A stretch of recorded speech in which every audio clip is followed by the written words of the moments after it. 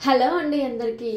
ప్రకృతి అందరికి చాలా ఇస్తుంది. అందులో మా గౌండ్లకైతే తాటి చెట్టు అనే పెద్ద కల్పవృక్షాన్ని అయితే ఇస్తుంది అనమాట.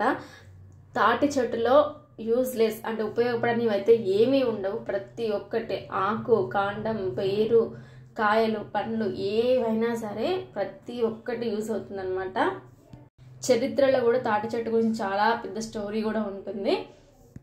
ఇంతకీ నేను ఎంత ఎందుకు చెప్తున్నాను అనుకుంటున్నా. సో మీకు కట్ చేసి వచ్చేసి తాటి కాయ అన్నమాట. తాటి కాయ అంటే ఏంటంటే మనకి ముంజకాయలు అంటే తెలిసే ఉంటాయి. సో అవి కింద పడి పండిపోతాయి అనమాట. ఆ పండు కూడా తినేస్తారు చాలా మంది. ఆ పండు కాస్త ఎండినాక ఇలా కాయలా అవుతుంది అనమాట.